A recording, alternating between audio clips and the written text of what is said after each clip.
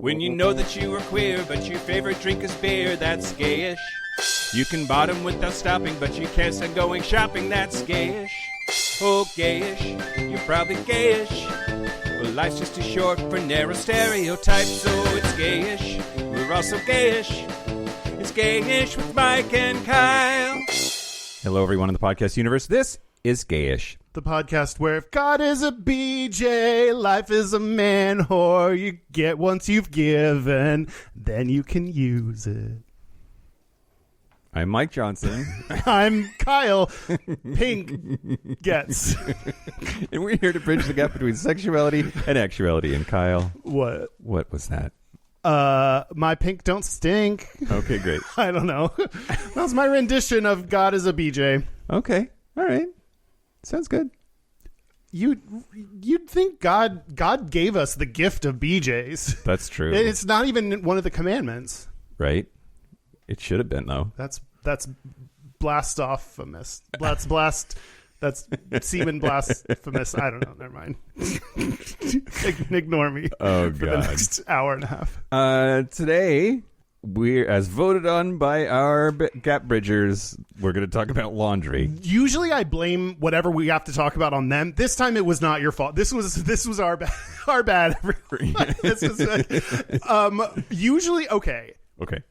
Our gap bridgers, we give them 3 options every month, and they get to vote. So once a month, they basically decide what we vote on. And you've, for some reason, decided that you want to put bad topics in there because you like taking a shit on our podcast and then sweeping it up and hoping Dan and I fix it. And we usually do. Yes. And this month, I tried to call you on that and took a dump first. And you were like, cool, we're dumping here. And you dumped right on top of that dump with your own dump. And I thought... I'm so much better at dumping than you. And that's really the message that everyone needs to hear. No, mine lost better than yours lost. Yeah. So, that's the numbers. The data's in, Mike, and I shit better than you. Okay, great. And so Dan had the only mildly reasonable topic so thank you, Dan, for at least we could say something about laundry. I don't know what I would have talked about if we had to talk about root canals, but I was like, Mike, this is how it feels every month. You're saying Dan won not on his merits, but because we were trying to outshit each other? Yes. Oh, just like the Democrats. Okay. Yes. Got it.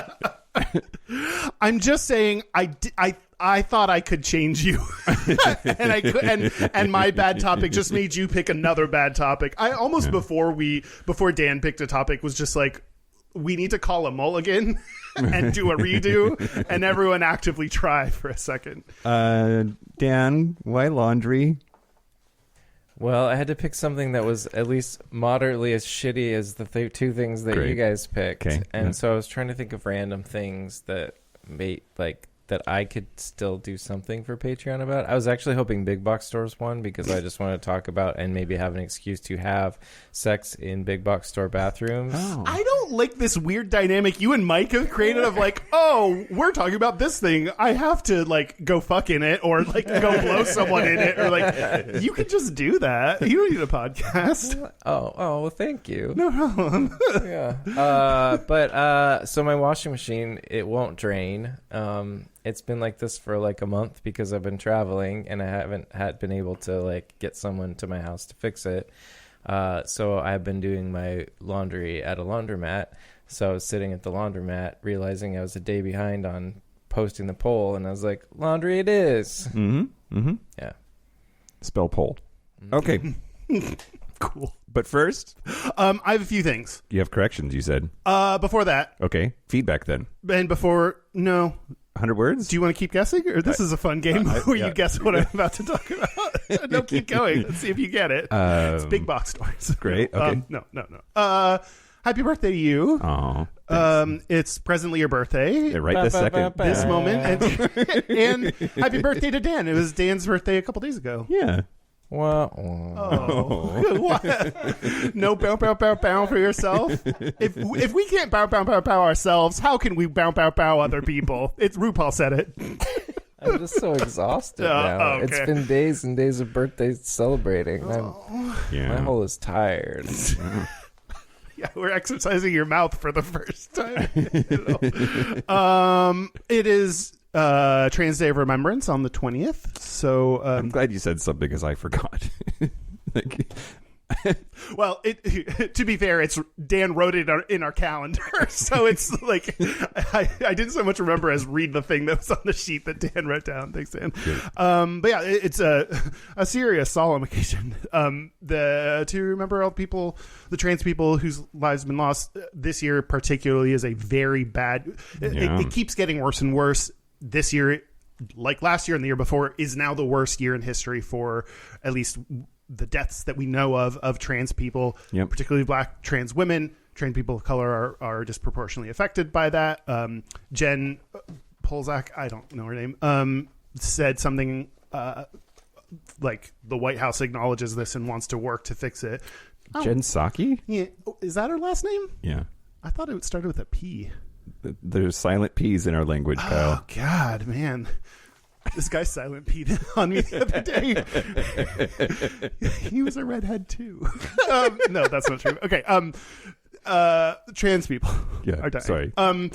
She said something which it's like acknowledgement. That's a big difference from policies before. I don't believe that they have a plan that's going to make a difference, but I don't know. Did she hold an upside down trans flag and wrote trans on it or something with a marker? Yeah. Okay, so now corrections. Okay, great. The song Thank You is not by Alanis, or the song that I was singing the words thank you to is not by Alanis Morissette. It's Kind and Generous by Natalie Merchant. Oh, okay. I'm surprised no one wrote in about this. When I did the share questions for you, one of the things I had for you was I'm too good for you, I'm too good for you, I'm too good for you. That's not in Believe. And I even said as we were singing, like, I can't think of what that is. Yeah, that's not in the song Believe. There's a line there that the lyrics that Google showed was from a remix of the song Believe, which makes sense why it would be a repeated line over and over and over, because remixes are just like, let's take this one thing and go and then, I'm too good for you, I'm too good for you, or whatever it was. So that wasn't from the actual song. Well, the whole thing was rigged, and now I'm fucking pissed. I got screwed out of a victory. Yeah, you file several motions to recount that shared quiz. Great. You'll be hearing from my lawyer. The actual. I've been talking for so long, and here's an actual important thing. Okay, great. Someone wrote in about. I mentioned LGBT vets and like things they were in the process of trying to give people benefits, but was unclear and didn't even really know. So someone sent in an article, and I did a little bit more like actual looking up. And just last month, September 2021, I was get annoyed when podcasters don't include the year because you don't know when I'm listening to this. Anyway, September 21. Yeah, fuck them. Yeah, fuck you. Happy birthday, me. I don't know. Biden said that the VA would start providing benefits to LGBTQ troops who had received other than honorable discharges, both before and during Don't Ask, Don't Tell. Okay. So this shit even happened before Don't Ask, Don't Tell. So now I don't know about the implementation or how effectively that's working or any of that shit, but the point is, if that's been holding you back, at least give it a shot. The VA should be extending that to medical care, disability payouts, employee assistance, other benefits that used to be blocked. Apparently that just shouldn't require additional legislation or anything, because the VA already has a pretty wide license to interpret rules. So hopefully that's different. Hopefully people have actually started to apply for, or whatever you have to do. Walk to the VA and say hello, or I don't know, whatever you have to do to get your benefits. And there are apparently an estimated 14,000 gay and lesbian service members that were discharged during Don't Ask, Don't Tell. And as many as 100,000 over the last 70 years who may have been involuntarily separated from the military based on their orientation. So. Involuntarily separated is just the most douchey corporate fucked up way to say fired. Right? Or like when my boyfriend broke up with me. Where's your boyfriend? It was an involuntary separation when he left me. Yep. Okay, I think that's all the shit I had to say up top. All right. So now the news? News. Shut your mouth hole, it's time for your ear holes. News. Okay, news the first. So, God, I don't even know where to start. Hey, Kyle. Hey, Mike. Did you know that lesbian porn is a thing? Because of course it is. Because sometimes they mischaracterize me when I'm on my porn and start showing me things I didn't ask for. It's the only way I know. Well, there is a lesbian porn star named Lily Cade, and she was recently interviewed by a BBC journalist named Carolyn Lowbridge, and so she has been in the news, but she has gone on a ridiculous tirade in more than one post on Twitter calling for the execution of trans women. Oh, yeah. Wow, did not. Okay. Exactly. I got the reaction I wanted. That's not where I thought that was going. Right, exactly. She said, quote, "If you left it up to me, I'd execute every last one of them personally." And she said, "Cancel the ever-living fuck out of this. Cancel this so hard that no man dare walk the path of the trans woman in public ever again. Enough is enough." And yeah, she said she compared trans people to Arabic people, and like how many offensive things can we put I was just gonna say that shouldn't mean anything, but in the context of what you're saying, it's wow. She compared the existence of trans people to the racist Great Replacement conspiracy theory, saying that like there's this whole thing, especially in Europe, that like Muslims are infiltrating us because they're slowly trying to raise their numbers to where they can replace us. It's just wow. She's fucking insane. And yeah, the BBC is being called to like pull her stuff down from their reporting that they have been doing. And Ellie Mae O'Hagan, at Ellie Mae O'Hagan, for instance, said, quote, "The BBC has serious questions to answer over its decision to uncritically platform Lily Cade, who is also accused of sexual assault." I left that part out. Oh, good. Anyway, it's just really interesting. British people have been mad at the newspaper recently. Is this what it's for? Is this what it's about? Like, I've been seeing all these tweets about British people angry at the newspaper, and I didn't know why. Well, BBC, I don't think is a newspaper. They do radio and TV news. They don't do print anything? I don't think so. Oh, okay. I mean, their website. I mean, they have a news website. So. Yeah.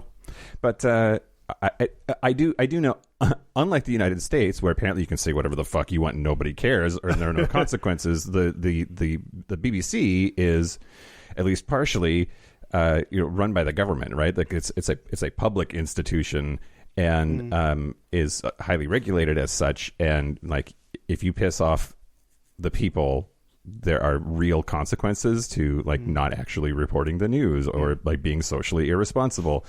So things are slightly different in that regard. And but yeah, I wanted to bring this up, A, because it's fucking shocking. Yeah. B, like you would think that a lesbian porn star would not be this fucking crazy. Yeah, yeah. And it just goes to show, we've said it several times before in different ways, just because you're LGBT doesn't mean you're awesome. Yeah. Right? Like there are a lot of fucking terrible people that are under our big umbrella. And she's one of them. Yeah, and I think we're as a community. There's such diversity to all the different orientations and genders and everything that fall under our group that I think a lot of other groups don't have this level of like. There's like so much that you need to learn that you don't just know because like just because you're an L doesn't mean you know anything about T, B, right. A, I, like any of that. And no one teaches us this shit. We don't have parents or relatives that we grow up learning about our culture and it can turn people. I mean, yeah. Yep. You can't pick up any lesbian and say you can speak on LGBT issues. Yeah. Yeah. Maybe vet your sources a little bit, right? Yeah. Milo Yiannopoulos does not speak for us. Lily Cade does not speak for us. And yeah. When somebody claims to speak for a community, you should be very, very careful to make sure that it's actually true. Yeah. Yeah. And especially like it can get lost in LGBT that like just because we can't speak for other communities even though they're within our communities, like we shouldn't be the people to go to talk about trans things, so yeah, it's weird. Yep, absolutely. Okay, news of the second. Yeah, great. Hey Kyle. Hey Mike, do you watch The Simpsons? I did growing up. Some people's families didn't allow their kids to watch The Simpsons. I was like, oh, we eat pizza and watch it every Sunday night. Like, Yeah. That was like what we did. And I got to have my one soda of the week on Sunday when we ate pizza. So, Okay. yeah. One soda a week? Yeah. We're going to talk about that. We don't have to. Well, so The Simpsons, in just a couple of days after this airs, apparently Waylon Smithers is getting a boyfriend. So the character came out of the closet in 2016 in an episode called The Burns Cage, but apparently he had feelings for Mr. Burns, which that's... It's a long-running joke in The Simpsons is that he had a gay crush on Mr. Burns. Okay, so I don't watch it. I've seen like in the 79-year history of the show, I've not seen more than an episode or two. So, and I'm not anti, I just haven't. Yeah, I haven't watched it. So maybe explain this, because like The Simpsons has this like Apu. I know Apu. That whole controversy about like a white dude doing a Indian or Pakistani sounding character, and that's Hank Azaria, right? And said that he was no longer going to voice Apu because it's just it's a racial stereotype that he's doing with the accent. Simpsons has some problems with diversity and the way that it's represented. So is his gayness for Mr. Burns, has it been a punchline for 30 years? Yeah, absolutely. Like in a bad way. I'd have to go back. I mean, presumably, I'd have to go back and watch but like, there's no way a cartoon in the 90s where you had a secretly gay character that was into his boss, like that had to be a punchline and not in a good way. Yeah. Okay. I don't know. Well, so and like any show that runs this long and maintains the same characters, and the writers are in general very good, like maintaining the same characters and the dynamics and remembering things about them and continuing them. Like, man, things you could do in the 90s. Sure. Like, you realize how fucked up they are. So yeah, that's a weird thing they have to confront. Like in 2052, when Grey's Anatomy is in season 40, then like what things are we going to look back and say, oh, Grey's Anatomy? Yeah, exactly. Yeah. So Smithers is has been out since 2016, but hasn't really had any sort of at least not long-lasting relationship. But on the 21st of November, the episode will show him hooking up with a new boyfriend, billionaire fashion mogul Michael DeGraff, voiced by Victor Garber. And so Rob Lazebnik is a series writer who has done most of the writing on this. And he said, and I agree with him, quote, "Sometimes TV can have a real impact on people's thinking."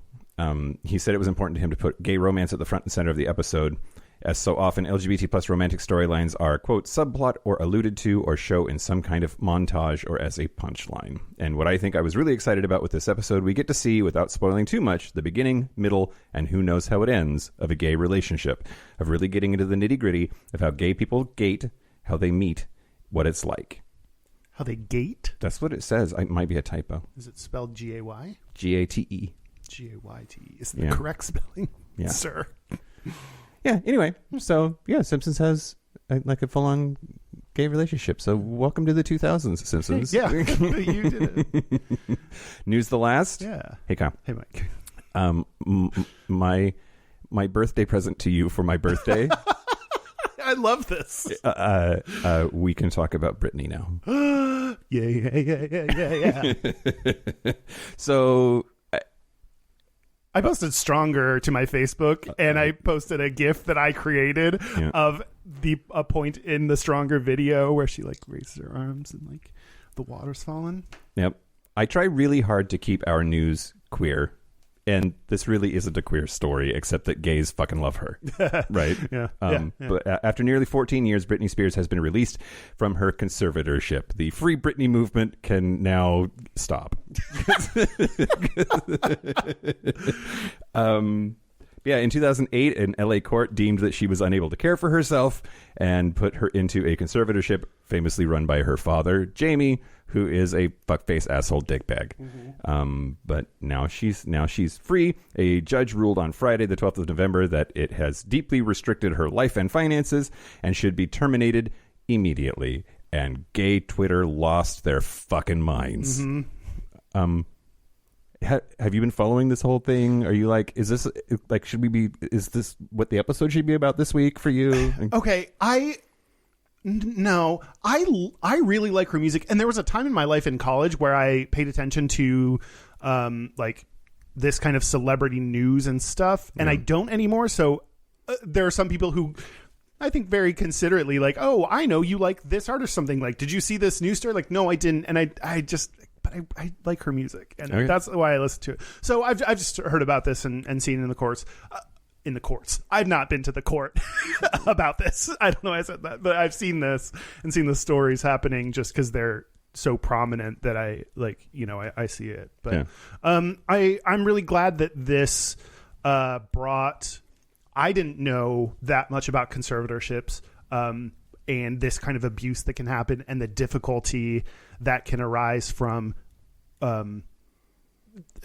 if I could take a moment just to like what I learned is, and I think that ACLU has been posting about this and said, if you're put into a conservatorship like this and you do well, then that says, hey, this is working. Let's keep them in it. If they don't do well, that says they need to stay in this conservatorship. Yeah. So getting out of it is a very difficult thing, and it can be like a legal prison that they keep you in, and it shouldn't be used for people like Britney Spears who like, and she can post all the weird ass Instagram posts she wants. I've been seeing those, and they're very odd, and I don't understand them. But like, you can do that. I post weird shit to Instagram too, like that doesn't mean I should be. So yeah, I'm glad it raised my awareness of this issue that I didn't know about before. It's like that trope of the person that pretends to be crazy so that they can get into an institution and then they get trapped there because even though they're not crazy, telling everybody how not crazy they are just makes them seem more crazy. And so they're reluctant to let them out. Yeah. Right? Yeah. Oh, man. Well, somebody you may have heard of. You're actually the one that turned me on to the idea that on Twitter, @Cher, real weird. In the research for the Cher episode, I found out how fucking crazy her Twitter is. Yeah, well, her Twitter about this says, whoa. Cake emoji, cake emoji, cake emoji, cake emoji, cake emoji, cake emoji, emoji, cake emoji, cake emoji, cake emoji, cake emoji. She's free, free, free. Dance, dance, dance, dance, dance, dance, dance, dance, dance, dance, dance emoji. Free as a bird, bird, bird, bird, bird, bird, bird, bird, bird, bird, bird, bird, bird, bird, bird. Ice cream, ice cream, ice cream, ice cream, ice cream, ice cream, ice cream.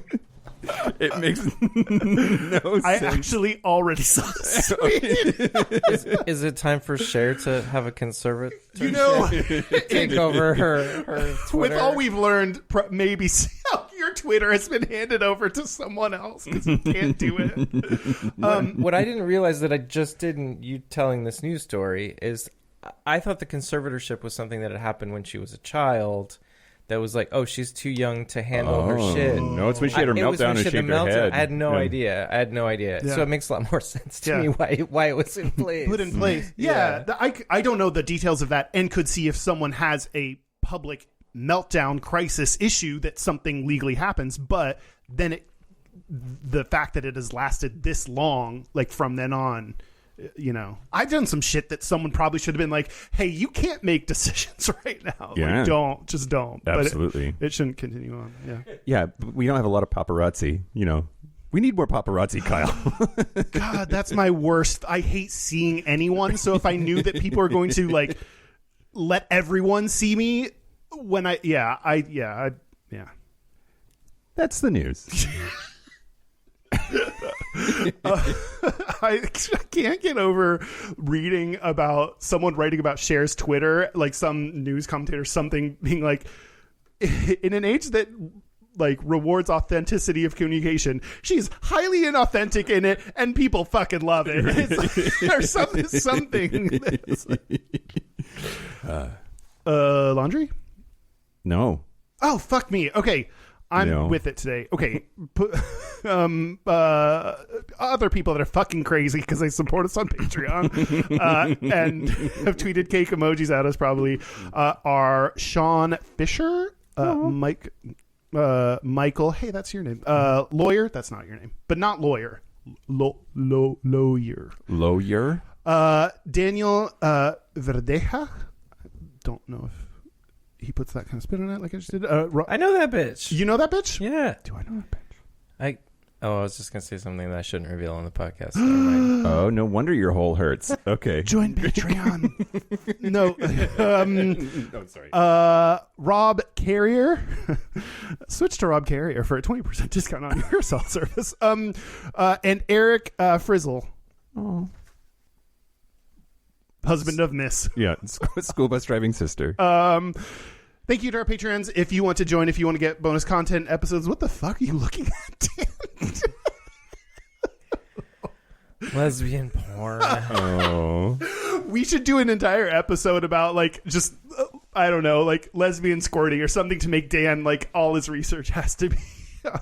Anyway, I mean, one of the most terrifying things ever would be to do an episode about like what's in your browser history. Oh boy.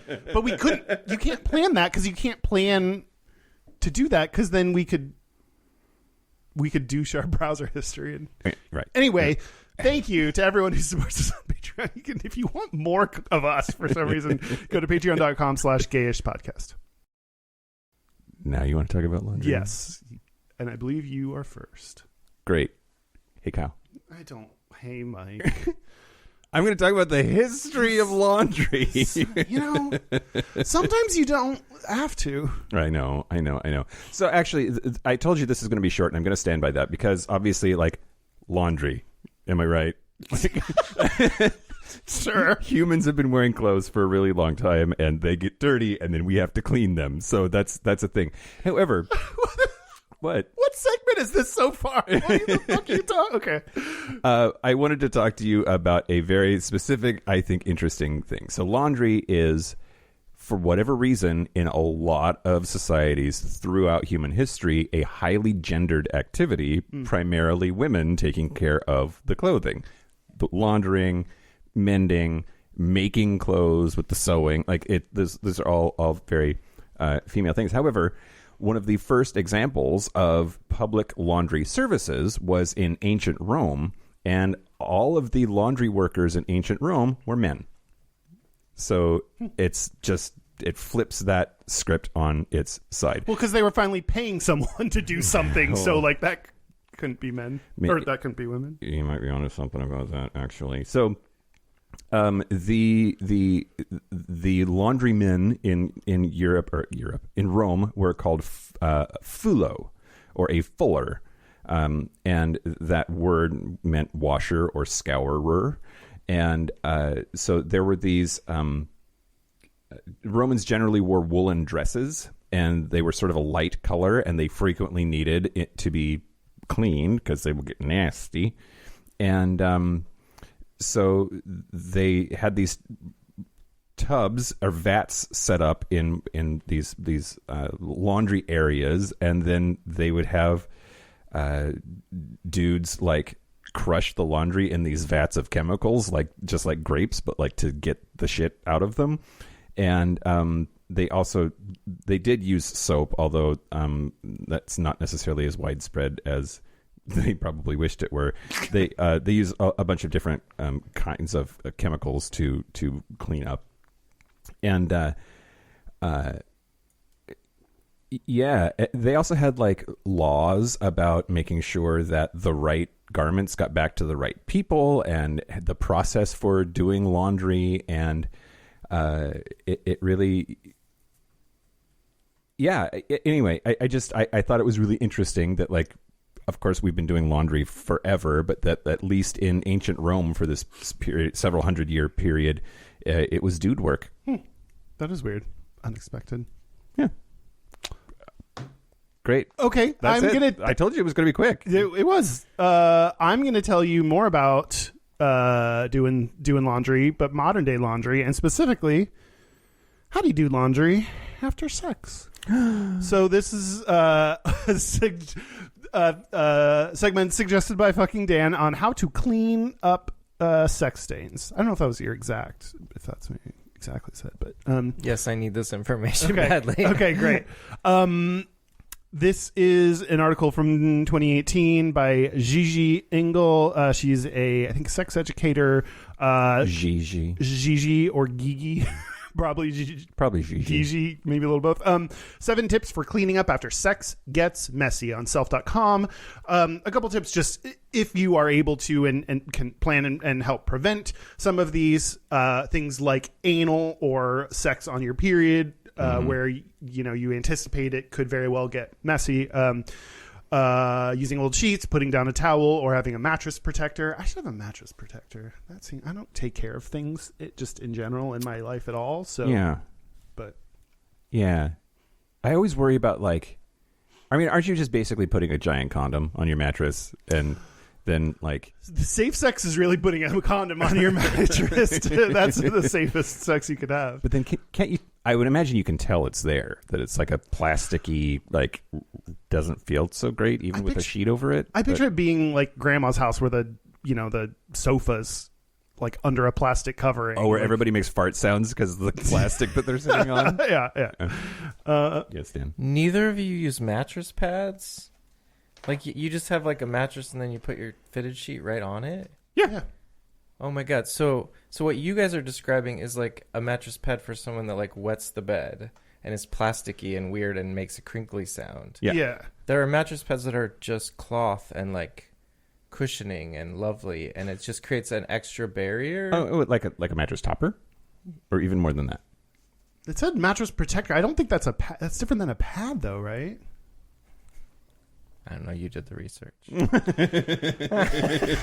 Gigi, hit us up. Send us mattress pad recommendations. Okay, but if you can't prevent or just don't have the willpower or I don't intentionality like me, a couple different scenarios we'll go through. First, semen.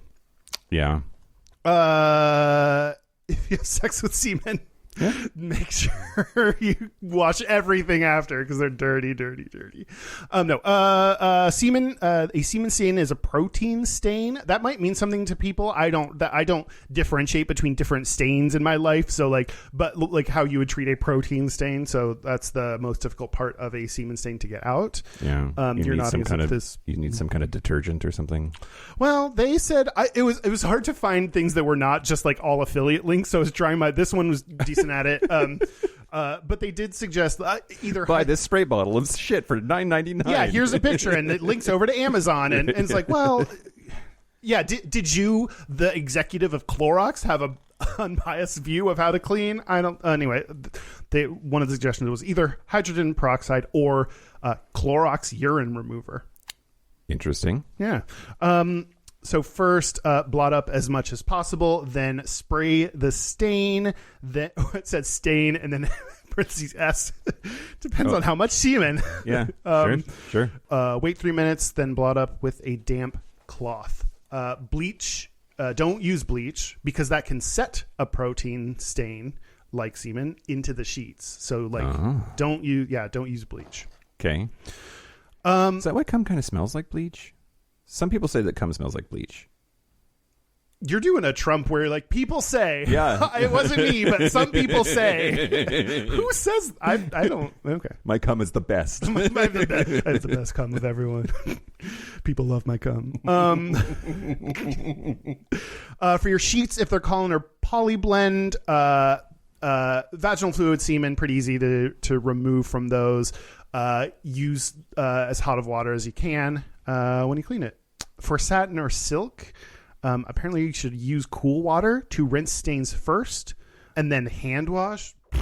Just throw it away. Yeah. This is why I don't have nice things. I'm not going to pre-wash anything or pre-treat or hand wash or dry clean any. That's just not happening. Hand wash using at least 2 gallons of warm or hot water with detergent. Mm-hmm. For poop. Okay. If you run into poop. Yeah. During anal sex? Yeah, I'm realizing. Just throw it away.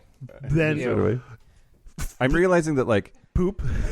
the phrase "shit the bed" might actually have some sort of Anal. basis in reality. Yeah, anal basis. Wash off extra solids with cool water. Where do you do that? What?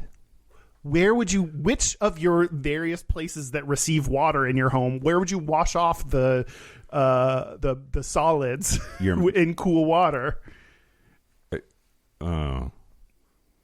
Maybe the shower? I think that's the best one. Yeah. It's the best option. Gigi. You owe us a follow-up article, I guess. Wash white bleach-safe fabrics with the hottest water that the label recommends, plus a half a cup of bleach, and then air dry it. And again, if there's semen in the solids, which if you did it right, there is. Yeah. Don't use bleach. What? So does that mean that Santorum is just magical and can't be cleaned?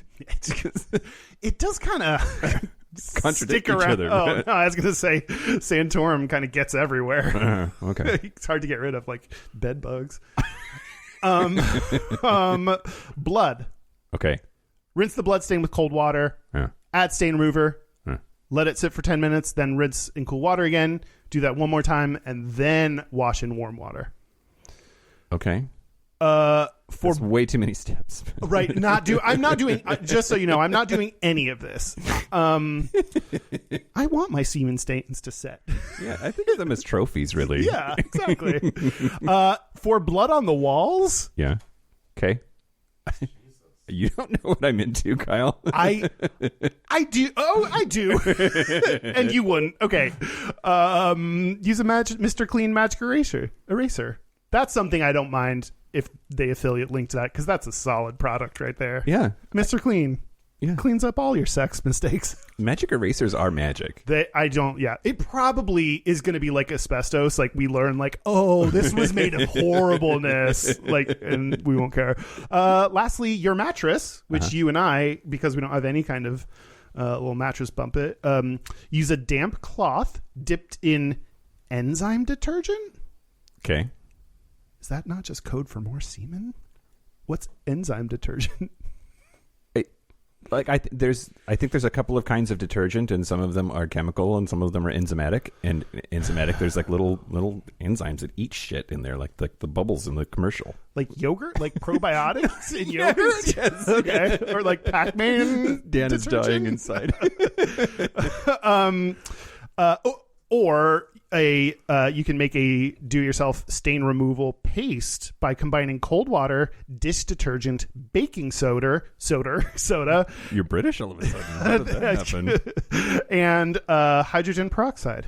Oh. Work from the outer edges of the stain inward. It's funny. You're not supposed to mix ammonia and bleach because it will kill you.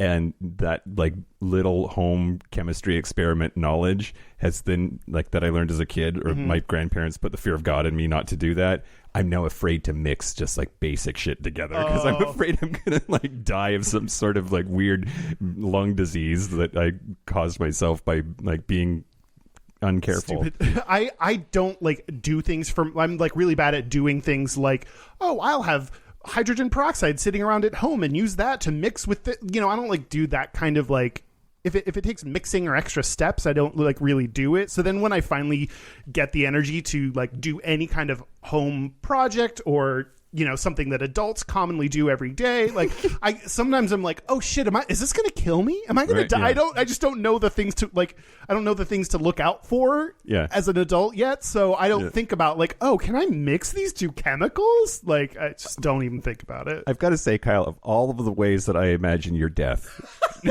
near the bottom of the list is you cleaning something. Very fair. Very fair assessment. Yeah.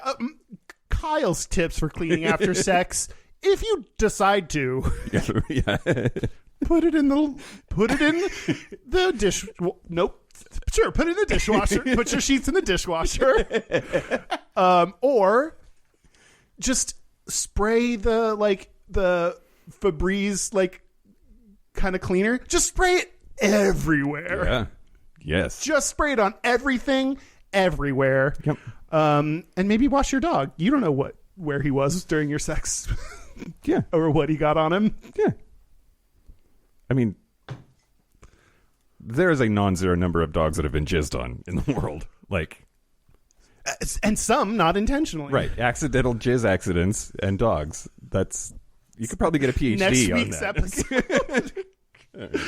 Jizz accidents. That's what I call my butt. Oh, God. Okay, that's the cleaning segment. Well, good work. That's doing laundry.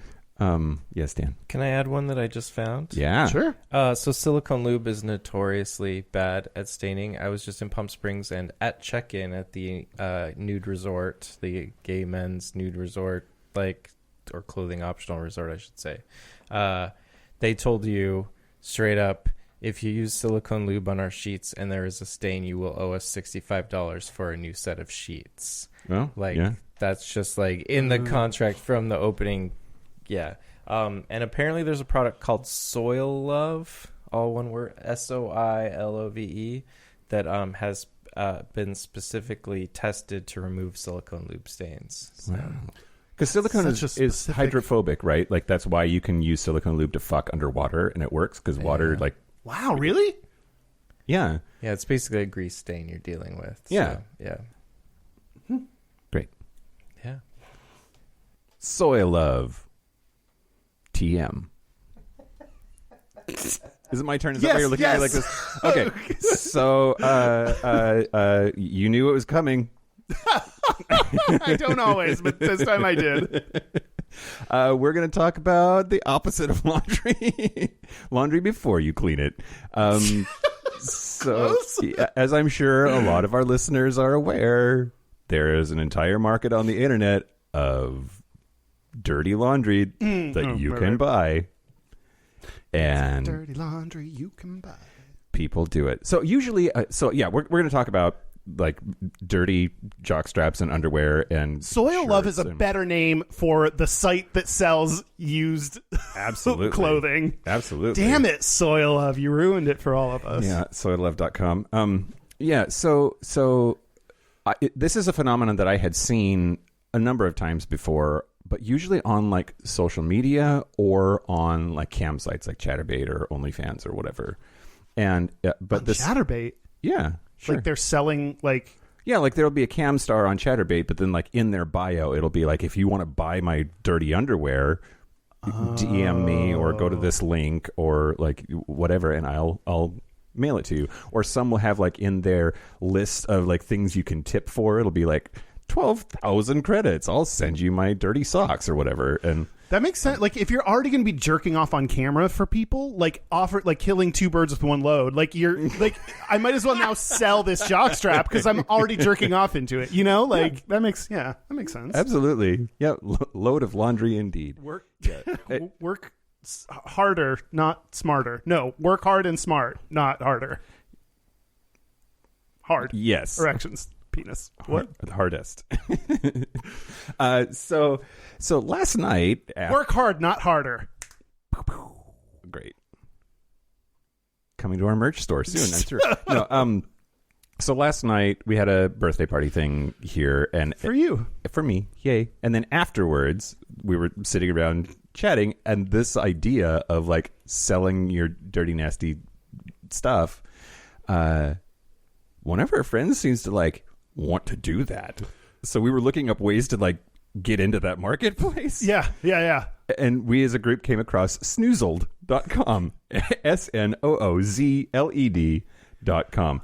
Now, Mike, I have to say, yeah, the way you described it as nasty could be perceived as judgment being placed on people that want to buy this. I mean, a nasty pig, nasty kind of way. Oh, you turned it sexy real quick. What is Snoozled, you ask? This is from their homepage. Snoozled is a free site where men, gay and straight, most of them are gay. I mean, sorry, guys. No, you don't wear clothes. I think straight dudes are they don't give a fuck. They're anyway. Snoozled is a free site where men, gay and straight, from all over the world can buy and sell new, used, and personalized items. Personalized is in italics. You can find anything for sale like used underwear, used boxers, used socks, worn shoes, used jockstraps, sex toys, X-rated photos, videos, and more. That is their SEO copy. The reason they're listing the word used a whole bunch is because they're finding the keywords that people typically search for so that they can show up for it. Yeah. Yes. So let's do a little Price is Right game real quick. Yeah. Yeah? You ready for this? We were joking about that last night. Yep. I will tell everyone I far overestimated the going price of a used soccer jersey. So I'm okay. And yeah, you kind of already know because of at least the sort of examples that we did last night. But let's start with this one from user Rank Smelly Gear. 3-week worn smelly briefs, dirty and smelly. No brand, super thin, 100% cotton briefs, never washed and wore 2 weeks daily. There are dirty, smelly, and stained, mostly with piss and cum on pouch. Light skid marks, but has a great ass smell. I keep them locked in Ziploc baggies to keep the smell inside. I will wear 2 to 3 days before shipping and shoot a lot on pouch. They are size medium, 32 to 34 inch waist, but stretched, and can be worn by a 35 or 36 inch waist guy. I am COVID-19 free and healthy. I would never put anyone's health at risk, so shop with confidence and enjoy my smelly gear. Every order gets a free Man Stink sticker, specially created for you as a thank you. How much do you think this is going for on Snoozled? I'm so glad they're not COVID underwears. That's a big relief for me as a personal shopper. 3 weeks. That's a long time. Nice tight waist we got going on. You have to consider the overhead, right? Like the how difficult are these to produce? Yeah, like 3 weeks is there are decent. Supply chain problems going on right now in the world. Or lie. What are they? I don't. 2 options. Their supply chain. The chip shortage is really coming into effect on this. I'm going to say 35.50.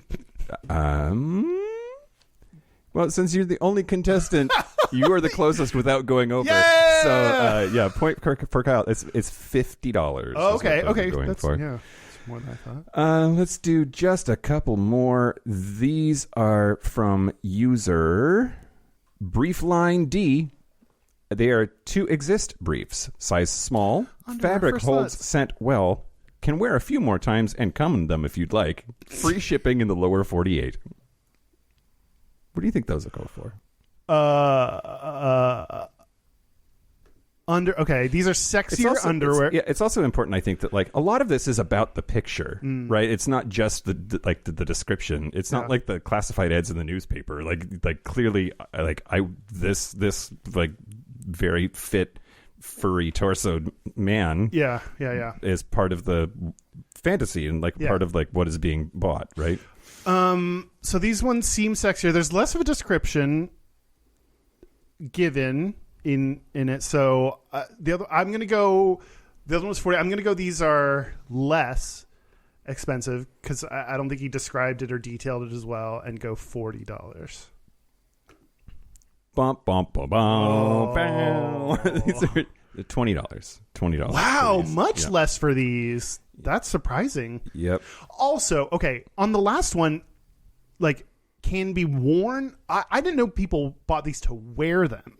On the last one, it said can be worn by a whatever waist size. I thought these were to smell or rub on or I didn't picture people wearing. It makes sense though, right? But you're not buying it. No, I'm not buying it. I'm not buying it. But no, I just didn't. Okay. I mean, I guess people do a lot of stuff with a lot of stuff. So last one, and then we can move on. Okay. These are from user WV Redneck Miner, a West Virginia redneck coal miner. Oh, okay. That helps make me feel better about miner. These are CK brand underwear. One of my favorite pair of underwear. They have some miles on them. I worked in them yesterday, left work, went straight to the gym, and filled them full of sweat. So if you are into underground coal miner, body hair, ball sweat, my big cock, and my musk, you're going to love these. I only have one. Wow. And here's the Okay. Dick out in this one. That's helpful. I only have one. He's establishing exclusivity, which can bid up the price. I'm gonna go. You can turn the dick away from. Okay. Yeah. A little bit distracted there. I'm gonna go. The specificity of I wore them from work and went to the gym. Like I think I'm gonna go $65. Man. Those are $45. Wow, the first one was the best.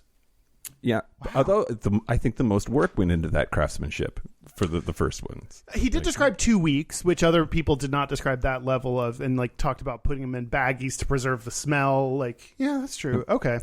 Snoozled also has a whole bunch of stuff that is like not underwear or socks or jock straps or whatever. Like one of these, you can buy a 32-ounce container of piss for $40 from DE Hard 87. I don't. Okay. But yeah, it's the laundry episode, so I stuck with the laundry items. But there is an entire marketplace for this sort of thing, and I think it seems to me like, except like if it's ziplocked up so that you're not like disturbing the postal folks, then like nobody's being hurt, and if it's super hot, then like great, go for it. This is amazing. Yeah. This is all very like less risky than sex. Like there's no like all this, like this should be just so easily like legal. Like you have to go underground to do all this shit, and it's like, I don't know, someone just wants some dirty underwear. Like just, we have so few pleasures in this life. If people have dirty underwear, people want dirty underwear. It's just, we're going to have a new tier on Patreon. What specifically would they get? I don't know. You can have my underwear. I don't care. I'll make up my coal. I am a coal miner that works out. 2-week worn, COVID-free underwear. What do you got? I want to tell you some urban. We're on track for the longest episode ever now, which is great. Who knew? Not I, that we would talk this much about laundry. Urban Dictionary. Great Definitions of words with laundry. Love it. Love it. My favorite one is just the most basic, but laundry meaning washed up or capabilities remnant to younger, better self. Like, man, that basketball player is straight up laundry. Okay. That sounds like an example I wrote, because it's like, man, basketball player. Yeah. A straight dude would like put the name of a person in there, right? Yeah. Like use laundry in a sentence. Quote, laundry, he said. Right. Also laundry, though. There were several entries about this. A code name for sex, so you can talk about it in public. What? No, go ahead. Oh, you're just excited by that? Like I'm gonna stay home and wash my hair, and that like, really means you're jerking it. Like kind of. Yeah. Okay. Yeah. Like couples, like, oh, like we need to do the laundry later or something. Like the example was, a woman said to her husband, "Can we do the laundry?" The man says to his wife, "I already did the laundry. It was a small load, so I did it by hand." Brilliant. Thank you, internet. Laundry limbo. Intentionally rewashing clothing simply because you don't feel like putting it away. Oh my God. I for sure have done that before. Or have you I've left laundry when it's wet, like in there for a little too long, and then been like, oh, we're just send this one more time again. Yep, absolutely. And then sometimes you have to, like, if it's in there too long, you can't just rewash it once. Double up. You gotta, double up. Laundering. The act of making the horrible chore of doing laundry a little less horrible by drinking. Yeah. I mean, that works for a lot of things. That's a lot of, laundrification. Sex in the laundry room. It's a combination of laundry and fornication. Laundrification. Yeah. I don't know. I don't like that. Even in the definition, in parentheses, it said the person that created this clearly did not think of the fact that cation is a common ending for things. And laundry sauce. Oh, no. Southern term for laundry detergent. Oh. Or, like, yeah. I've never heard that. I mean, for some of these people on Snoozled, it should be what they refer to their job as. Like, I make laundry sauce for a living. I do call my contact, like, I just forget the name of contact solution or saline solution sometimes. So I sometimes call it contact juice. So that's weird. But laundry detergent. Okay. Code for Coke. Oh, okay. It kind of looks like it. That was one that was like only had 6 upvotes, and I just say really explicitly, because if someone asks you to sniff laundry detergent, don't assume it's Coke. Like, really make sure about that. I don't know which is worse for you to snort, but like, just so you know what you're doing. Right. And lastly, laundromat turding. Turding? Turding. Oh, okay. A sly and filthy prank, whereas someone runs into a laundromat and takes a quick dump. Quick dump. Long dumps. No. Not a quick dump in a washer filled with someone's clothes and then tears out before anyone can stop them. Oh my God. Oh my God. Can you imagine? How mad would you be? Just taking a I mean, that this has to have happened in human history at some point. First of all, okay. I think that probably takes a lot of talent. Like, shitting on demand is not easy. And like with other people that could see, right. Like, I can't shit when other people are like in the stall next to me. Like, yeah. Great. That's the Urban Dictionary. Okay, great. Oh man. Okay. I want to talk to you about money laundering. Okay. And a different kind of laundry altogether. But in case you don't know, because I think that, first of all, money laundering does get thrown out there a lot as a term that isn't necessarily always accurate, or it's used in a popular way, slightly different than the legal definitions or whatever. But money laundering is taking large amounts of illegally obtained money, criminal enterprise money, and then changing it into looking like it is a legitimate source of money. So in U.S. law, it's the practice of engaging in financial transactions to conceal the identity, source, or destination of illegally gained money. And your mileage may vary. Different jurisdictions have different definitions of this. But I wanted to talk a little bit about some of the ways that money laundering and gay folks intersect. Oh. First is, do you remember the site Rent Boy? No. Rent Boy was a site for finding gay escorts. I don't think that straight escorts were on there. I forget. And I think I've admitted before, I love reading escort ads. It's like one of my favorite things to do.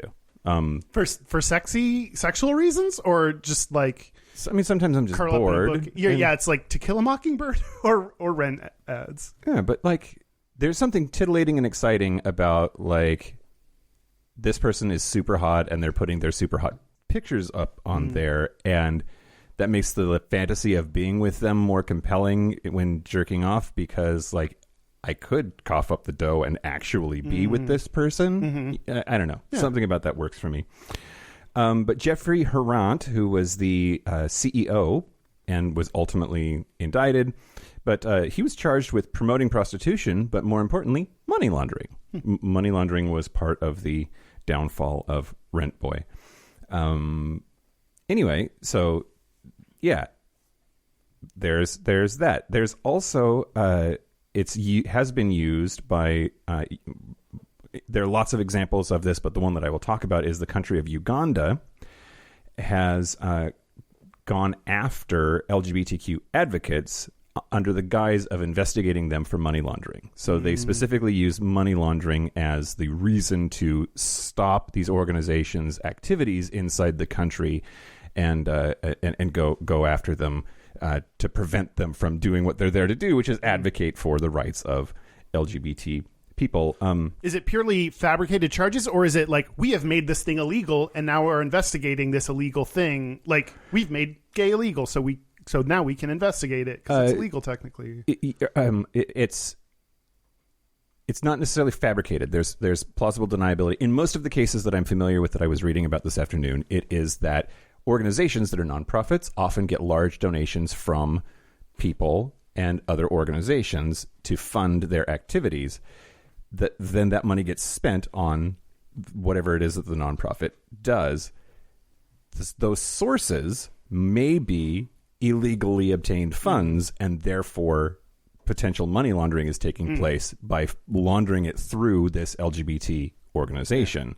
So if you cough up 25 grand to my gay nonprofit, and then I go and buy 25 grand worth of shit from your business, we've now laundered that money through my organization. So the government can look at your $25,000 donation and say, well, we got to know where that money came from. We're going to really look into it to make sure it's not money laundering. So there's a plausible reason to look into it, but it's also probably bullshit, right?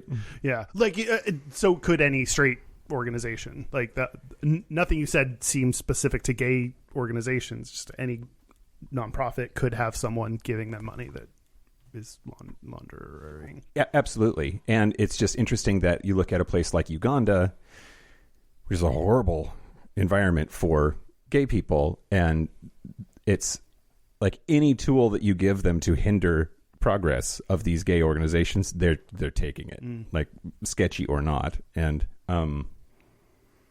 it's a really easy one, again, depending on jurisdiction. It's a really easy one to say, look, I'm just very interested in making sure that this money is coming from a good source, when no, you're trying to stop gay rights, you fuckface. Yeah. There's so many things like that, like in trying to, like, if you just said it, it would seem reasonable. Like, oh, there were large donations made and we don't know the source, so it could be laundering. There's so many things that, like, you have to then ask, like, okay, do you apply these same rules to non-LGBT things? And right. That, like, is a really important, like, things can sound very reasonable when you frame it in a certain way, but are actually very discriminatory. Yep. In another example of gay people can be fucking terrible too, Stephen Steiner and Henry Fecker III were LGBT community members in South Florida, and they laundered a whole bunch of money through a organization they created called Art for AIDS. Oh boy. Yep. Yeah, what was the actual? There were 54 counts. Like, they were doing it a lot, but they created these organizations supposedly to, like, help HIV/AIDS victims and raise money for HIV/AIDS research, like a children's diagnostic and treatment center funding. Like, Jesus Christ! But the whole thing was not the whole thing, but enough of it was just a front for laundering money through. Wow. Did it say what they did with it? Because I want to know what's so important that you have to, like, take advantage of AIDS for your own, you know, like. You can. The latest criminal case accuses Steiner and his partner of new acts following the original indictment by plotting to funnel nearly $11 million of mutual benefits proceeds through a consulting business, using the money for Northeastern Homes, lying about the real value of their assets to the court-appointed receiver for mutual benefits. So it was they were funding their lifestyle on it, I guess. Interesting. Anyway. Yeah. And of course, like, straight people love that shit. I'm going to give these gays money for AIDS, and, like, yeah. It takes, like, a very wicked person to think of I don't know why this made me think of the person that burned down the memorial for Pulse, like, recently, and it's just like someone just finding a already tragic, like, thing that affected a community and like digging the knife in further is just so weird and disgusting, and you know exactly what you're doing when you do it. It's gross, and I don't understand people like that. Yeah, for sure. Evil, man. There's evil everywhere. Fuckers are everywhere, Kyle. Fuckers are fucking us. Another example that I wanted to just touch on briefly is that this is not exactly an example of the legal definition of money laundering, but it is sort of related. The Mormon Church has been accused of laundering their anti-gay rights money by putting it through other organizations. So the Mormon Church gives lots and lots and lots of money to organizations like the National Organization for Marriage, James Dobson's Focus on the Family, but they do that not by making donations directly to those organizations. There is a Brighton, Michigan-based incorporation called the National Petition Management Company, and the Mormon Church gave them hundreds of thousands of dollars that they then immediately wrote checks to these other organizations. So the Mormon Church can say, no, we just gave it to this consulting company. Yeah. God only knows what they did with it. It's directly to fucking fuck with gay people. Wow. But also look like, we're the Mormon Church. We're not doing that. Yeah. You know? Yeah. And then last but not least, and then we can move on, it's really interesting. There is an argument being made that so Stonewall, the Stonewall Riots was a bar, and the narrative is that it was targeted by police because all of the gays were drinking there, and there is that part of the narrative has been called into question. So gay bars were virtually decriminalized in 1966, well before Stonewall, and the police weren't really cracking down in that way on gay bars. And the actual reason, at least that day, that they were there was to break up the money laundering. There was a money laundering operation for the mafia that was going on at the Stonewall, and so the. But I thought the entire reason the mafia owned gay bars was because other non-criminal organizations or people couldn't own them. I'll just read this paragraph from historians.org. One of the hardest to dispel beliefs about Stonewall is that police targeted the patrons of the bar. In actuality, patrons were just collateral damage. Thanks to the Mattachine Society's sip-in at Julius, gay bars were virtually decriminalized in 1966. However, the Stonewall Inn was targeted by a special squad from downtown, not the local precinct, because it was a notorious money laundering operation for mafia affiliates. The proprietors engaged in a laundry list of criminal activities: extortion, bootlegging, and drug peddling, subject to discriminatory regulation by the state liquor authority, harassment by the police, and the constant presence of homophobic and transphobic violence. Many LGBT people sought sanctuary in bars that, like the Stonewall, were either directly owned or indebted to organized crime, which managed the ever-present rhythm of bar raids with bribes and political influence. So, I guess the state liquor authority would harass gay bars, and so we gravitated towards mafia owned bars because those were the ones that were paying off the cops and preventing the harassment. But at least this article is saying that the real reason for the raid at Stonewall was not because there are gays there, but because it was a money laundering operation. It's one of those things where also, how would things have changed if that was a straight bar? The cops wouldn't have shown up and lined up people and checked their clothing to check their gender. It's it's not. People can't completely remove from their police are not going to be able to just walk into a bar, especially in this day and age, and remove the fact that it's queer people there. That's just impossible to remove that from the equation. Sure. And what happens. So yeah, for sure. Yeah. Anyway, that's money laundering. That's money laundering in our episode about laundry. Great. Also, money is filthy. Don't put never ever put money of any kind, paper or coins, into your mouth or counterpoint. I don't know. Do it. Don't do it. There's so much cocaine and urine on it. Just stop encouraging me, Mike. Great. Build up those amoeba. Yeah, fuck ivermectin. Build up your immune system by sucking on $10 bills, y'all.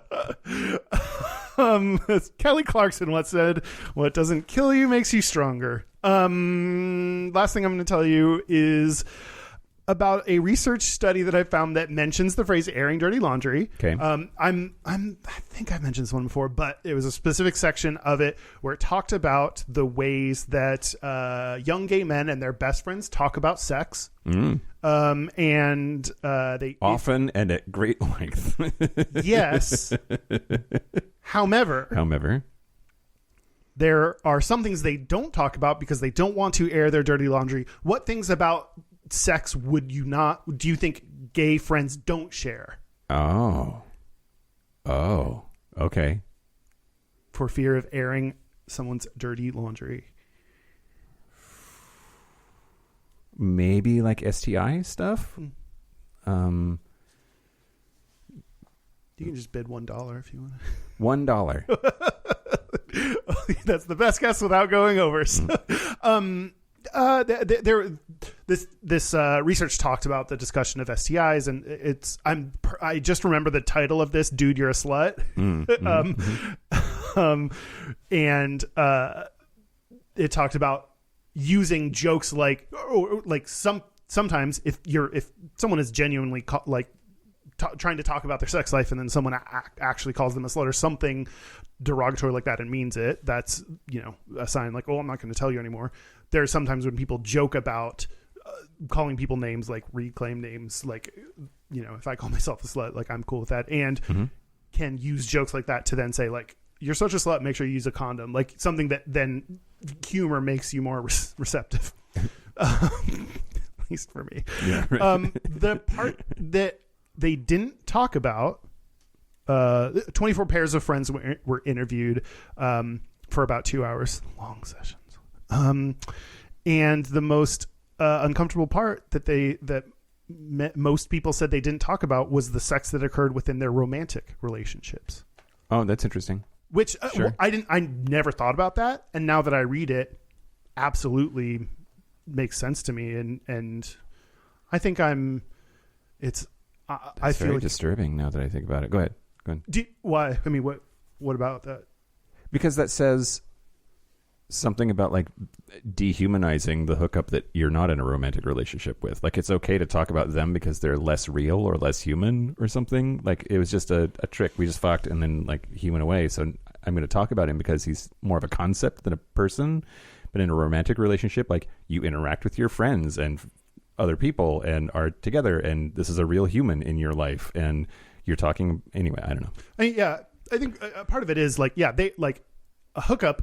You may have no fucking idea who this person is, so it doesn't matter what I tell you about them. Like that doesn't. But like your friends, like your romantic partner is like actively involved in your life. So that's the part that people were, far less comfortable talking about because you're airing dirty laundry. That was a quote used by someone they were interviewed, airing dirty laundry about someone that the other people knew. Yeah. But yeah, there is something weird and either dehumanizing or like, we supports the hookup culture that we have, or or reinforces that knowing information about sex or people's sexual interests or whatever is still frowned upon. Because you would share things about a random fight you had about something, learning about someone's like emotional baggage or history with like other things is part of your discussions with your friends, but not sex. Like we have a hard time seeing our friends as sexual people that we're allowed to know information about. Like, I wonder if there's something too about like kinks and fetishes and how much shame there is around that. And if you're trying that with a romantic partner because you've built this like trust with them, you might do stuff with that very close to you trusting person that you are not ready to talk about. And also like, I think we then think like, what will you think about my, husband if I told you that he loved being slapped in the ass with pasta? Sure, thank you. I don't know. He loves getting pasta slapped, and then we eat it later, and it's all a big long kink. This part is also very disturbing. The people they talked to felt that discussions specifically about safe sex practices were unnecessary when someone was in a romantic relationship, because of the perception that it is safe.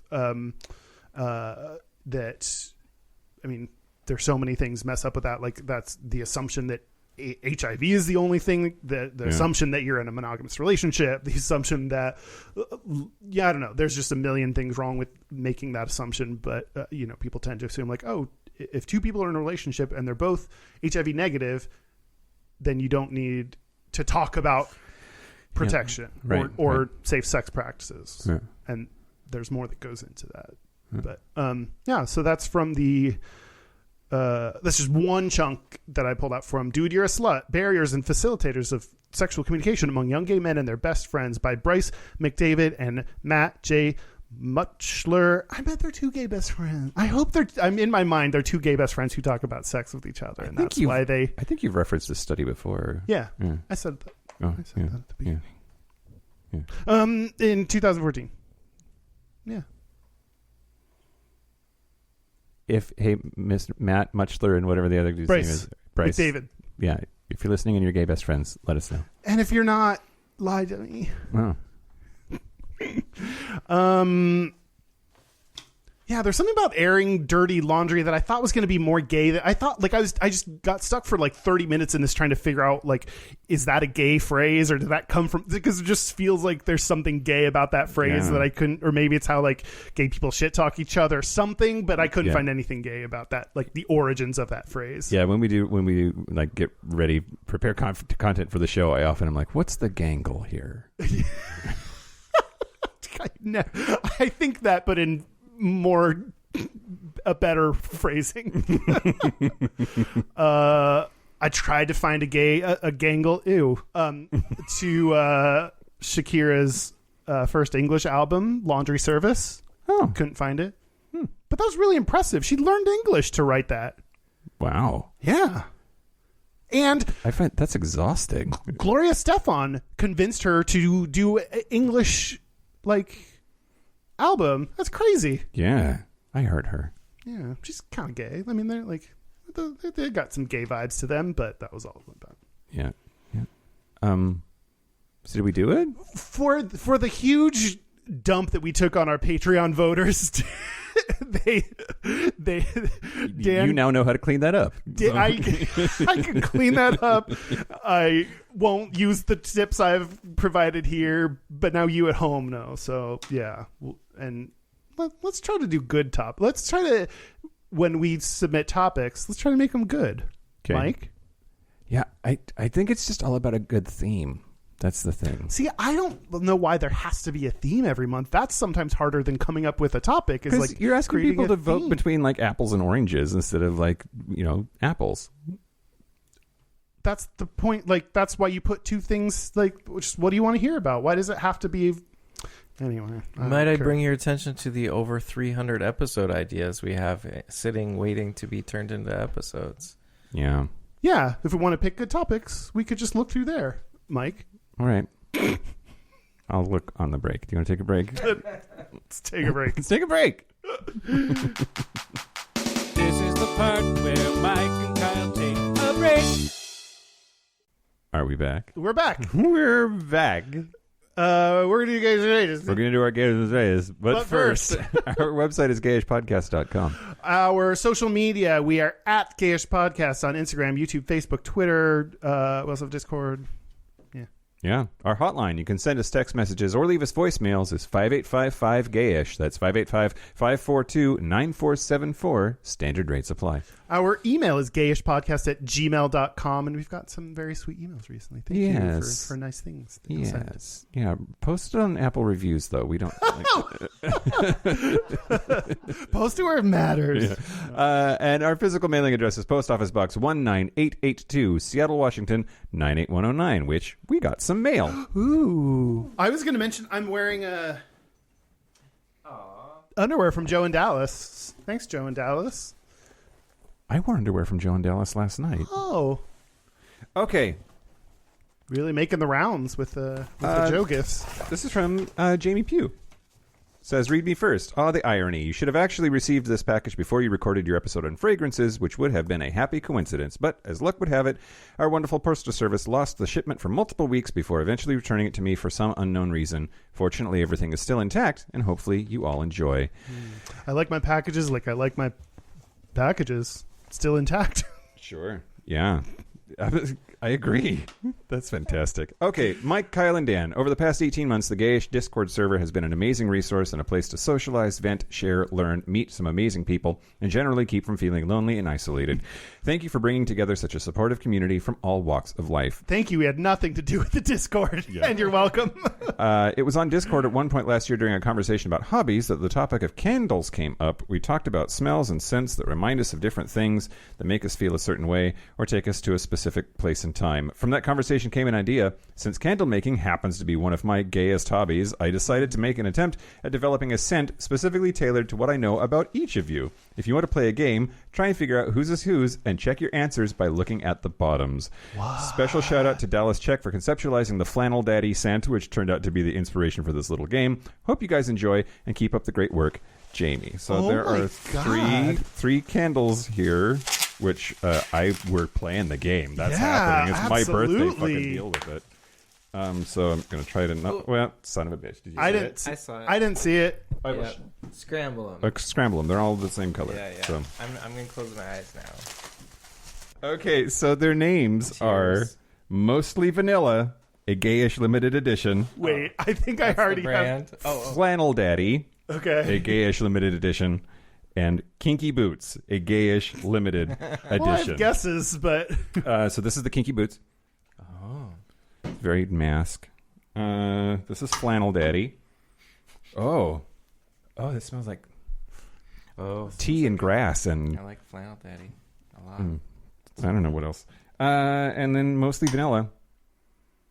Oh, and something floral too. There's like a flowery something. Yeah. So Mostly Vanilla is.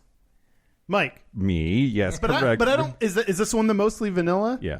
The smells and the names. I have different opinions on whose it would be. Oh yeah, do this. Okay. This one, the smell of Mostly Vanilla. The name is you. The smell I thought would be me. Oh, okay, that makes sense. Because it's pretty and flowery and sweet. Flannel Daddy, and they're written in rainbow colors. Cute. A Gayish limited edition. Wow, I'm still so impressed. I'm okay. Okay. I think Flannel Daddy's mine and Kinky Boots is yours. That's what I'm guessing. Not because you're more kinky than me, but Kinky Boots is like more like gender nonconforming. Oh yeah, yeah. Okay, I agree. I think Kinky Boots is me. No, opposite. I mean, they all look like solid cum, you know. Yeah. So okay, so mine is. It does say hand poured. Hot. Are these available on Snoozled? Is that the name of it? We're all gonna jizz on top of these candles and sell them on Snoozled. I'm surprised by the diversity of products available on Snoozled. Trucker piss just found in jars outside. Oh Jacob, man, yeah, Jacob. These are these are great. These are fantastic. Thank you for sending these and for sending us a game and a smell game. Yeah. Thanks, Jamie. Thank you, Jamie. Oh wait. There's more. Oh, wait, there's more. But wait, there's more? Happy birthday, Mike. Oh, well, now I wish I would have had you open yours later. Yeah, I got to open my present earlier because I'm impatient. And Mike got me Our Gay History in 50 States, which is by Zaylor Stout, who I just met while in Palm Springs. They were just a guest on Have a Nice Gay. Yep. Such a good podcast. You should check it out. Yeah, it was a Reading is Fundamentally Gay on Have a Nice Gay just a little while back. Carell's friend. Is this from you, Dan? It's for me. Yep. And I think I left the price tag on because I'm taggy like that. Oh my God. Okay. Oh boy. Wow. How big is it, Mike? Now that's 10 inches. Yeah. Oh yeah, I did leave the price. What is it called? What is the name of it? Hung Rider Hammer. It looks like a Hung Rider hammer. How do you measure up? Steamworksonline.com. I also picked you up a ruler from Steamworks. Yeah. They offer rulers. It turns out, as you're leaving, there's like, or coming in, there's like the stairwell.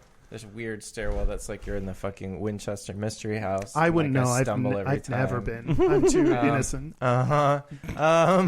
Anyway, there's some bins over there, and they have these rulers, and they also have keychains with little acrylic pigs on them. Aww. In yellow, I think just yellow and green, but the lighting in there is so weird. I didn't know what color they were until Yeah, so that's your new aspirational dildo, Mike. For all you on Patreon that can see the video of this is 10 inches. So they're not real. Okay. I think it's possible. Yeah. It doesn't look and that... Yeah. And it's thick. Like, they don't have to be that thick. Right, yeah. Yeah. I was doing some math. I was like, well, if someone who's 5'7" can have an 8-inch dick, that we know that's real. Mm-hmm. Seamus O'Reilly. But then I did the basic like cross multiply and the whatever the like solve for n, and it would be someone who's 7'3", but there are people who are 7'3". Sure. They all play in Yeah. the NBA. Yeah. Everyone, they're so tall. All right. Thank you for our gifts. Let us know Thank you. how sitting on that goes. I will not. Okay. I kind of. Is the girth alone too much for you, do you think? We'll see. That's right. I don't know if people know this. The $10 new video thing. Anytime we open any kind of packages, people ask for unboxing vids. So those are also there if you want to. Yep. If you want to see that giant ass dildo. Sweet. I thought it was going to be Jesus. called the Easy Rider. That's what I thought it said, which would have been funny. Okay. Gayest and Straightest? Gayest and Straightest. Do you want me to go first? Sure. It's my birthday, Kyle. I'm fucking going first. Do it. All right. So the straightest thing about me this week is so last night we did a murder mystery party with dinner with our Dungeons and Dragons friends, and I did drag because like murder mystery, it's clearly written for 4 straight couples, and I don't have that many lady friends, cisgendered ladies in my life. So but the straightest thing about me this week was when it was all over, talking with the straight guys about my boobs. Like, you remember You did have everyone feel them. Everybody felt my boobs, but Yeah. like it was particularly the straight guy interactions about the like, how do these boobs? How these are good boobs. Like, So, yeah, they were like, "Oh, these feel real," and I was like, "Do they?" Yeah. That's. I mean, I felt boobs in like high school, but that's I think the last time. yeah, They also had the Nipples. drawn on. It didn't like that didn't add anything to the feeling because it wasn't like a Right. like it was just. I don't know why you need the visual nipple on a fake. I mean, I suppose in some bras, in some tops, like that could be useful. But if you're gonna try to make it realistic by adding a nipple, like the whole like if you're in a bra wearing those, that's not gonna the part about it. Like the edges of it are going to really stand out. Yeah, I don't know. I don't know either. But the gayest thing about me this week was under all of that costume last night, I was wearing a jockstrap that Joe and Dallas gave me. Really? Yeah.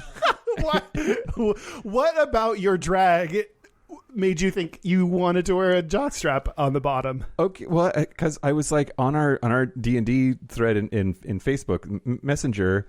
I had this panic moment of like I got tights so that I wouldn't have to shave my legs or like show my legs off or anything because my dress only came down to like my knees. So I got tights, and then I was like, "Am I supposed to wear underwear with these?" and then Carly was like, "Yes." Yeah, you were like, "How do I wear these?" Like, yeah. Do I put the tights on over or under the underwear? Yeah. It's like over the underwear. Anyway, so yeah. Oh, jockstrap does seem like fabric light to help if you're putting on other things on top of that. Right. Exactly. That makes sense. Yeah. Exactly. It worked out. It was great. My feet still hurt. So You did go with the boots, which I really liked. You look great. thanks. Yeah. My gayest is, this was like one of those gay moments. It was a couple weeks ago actually, but I had a conversation with a few other gay people at Mad Pub where we were all talking about clothing and it not totally fitting anymore. Like, and we were like, pandemic, man, this jacket barely got on my body, or like all of these things. And it was one of those, a gay moment. Like, we're talking about gay friends about like weight issues, which is like very, but like in an honest way, not like, any other platform or things you see like shitty or like every gay guy is hot. Like, this was an honest like gay struggle moment that we were all like could relate to, and I really appreciated. It was like 5 minutes of just like kind of people complaining, and it's like, oh, other people deal with this, and it was very nice to hear and have a conversation like that. Yay. My straightest is I also was at the murder mystery, and everyone did like looked really great, did a lot for their like costumes, and mine I think was one of the laziest because I mean I looked like my character, whatever, but I could I just ordered a very large shirt that looked like a bowling shirt to try to look Italian, and it was just a very easy costume. You know, I see you and our other friend like in drag and like in heels and trying to walk around, and I was just like cash, got a leather jacket that I made to just wear. Yeah, are you going to keep the jacket? Everybody loved the jacket. I loved the jacket. Yeah, it was like and I just order, this should be my straightest, I order things from like either Amazon or like online and don't try things on anymore because I don't want to go places to do things. So just guessing and ordering things is my straightest, but I guess I'll wear a faux leather jacket that I got on Amazon. It goes with my other low effort apparel, but I say go for it. Do we have listeners? Oh God, sorry for editing. That's okay. I asked on Discord for that. I said that's what I want for my birthday. You fuckers, give me a super sexy Gayest, Straightest. So I'm hoping that the guilt, will result in something. But I turned my phone off like a good podcaster. So now I've got to wait for the client to load up on here. I can look it up. I got it. Here we go. This one's from Giant Dre 7. Gayest, having a cute cold weather outfit picked out for a week and wearing it despite it being 90 degrees outside. And Straightest, sleeping over at a friend's house and forgetting my toothbrush and responding with, "It's fine, I have gum in my car." Did you ever do that thing where you put toothpaste on your finger and use that, and it's like later you're like, oh, brushing your teeth doesn't work because of toothpaste. Like there's more going on there. Yeah, I did that this week. Oh, okay. I have to break some news to you about toothpaste. Thanks, Dre. Appreciate it. That's really funny.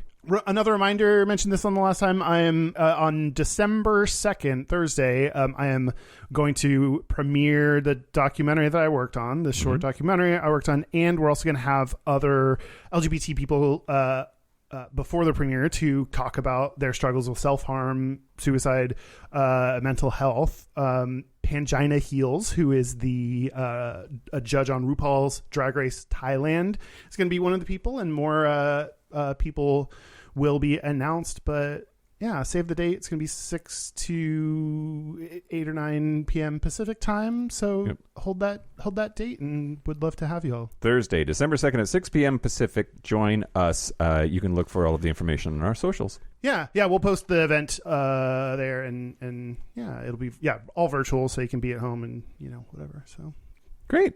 That's it. Special thank you to I don't know. To Seaman. Staying at my ass so bad I could never get you out. Oh God. Thank you to our super cat bridgers. Oh, weird transition.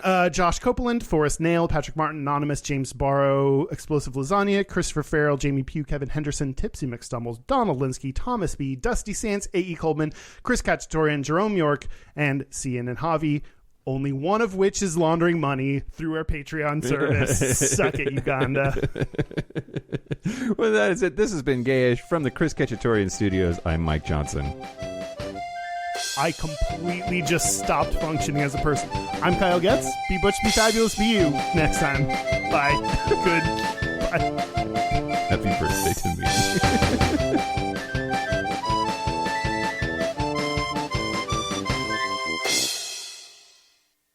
I shall do my best to not fuck this up.